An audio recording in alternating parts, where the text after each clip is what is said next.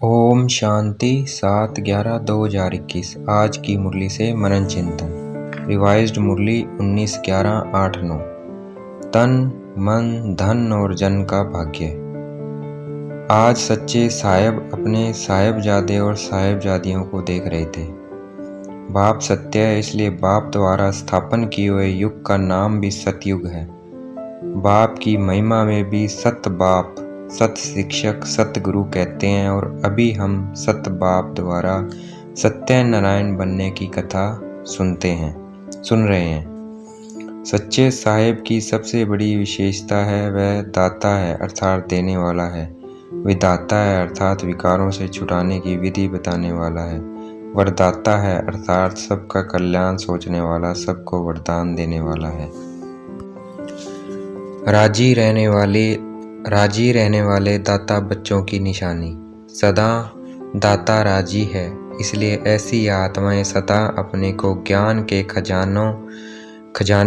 खजानों से, शक्तियों के खजानों, गुणों के खजानों से, सब खजानों से भरपूर अनुभव करेगी। कभी भी अपने को खजानों से खाली नहीं समझेगी। कोई भी गुण व शक्ति व ज्ञान के गुण राज से वंचित नहीं होगी। भाग्य विधाता बच्चों की निशानी। मस्तक पर सदा भाग्य का सितारा चमकता रहता है, अर्थात उनकी मूरत और सूरत से सदा रूहानी चमक दिखाई देगी। मूरत से सदा राजी रहने के फीचर्स दिखाई देंगे।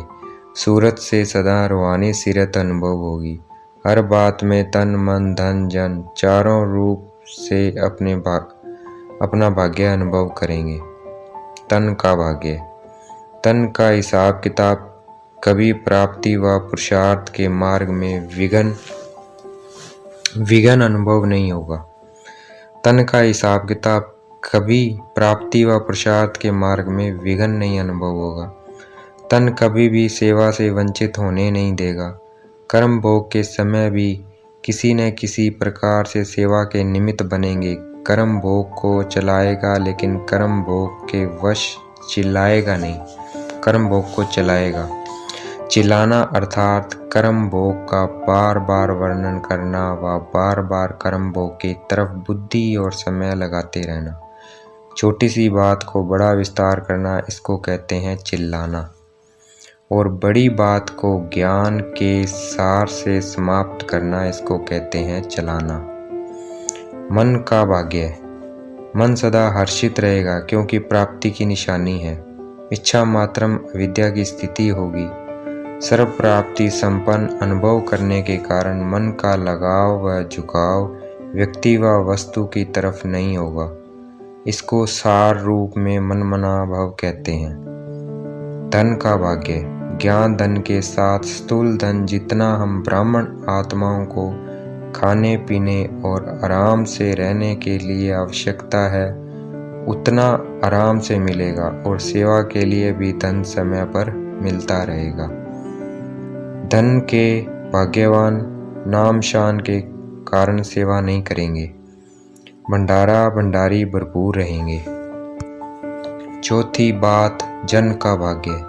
जन के भाग्यवान आत्मा को जन द्वारा सच्चे स्नेह और सहयोग की प्राप्ति होती रहेगी। जन के रहे हुए हिसाब किताब को सहज चुकतू करते रहेंगे। जन के भाग्यवान आत्माएं जन के संपर्क संबंध में आते सदा प्रसन्नचित रहेगी, प्रसन्नचित नहीं। क्यों क्या के प्रश्न में नहीं रहेगी।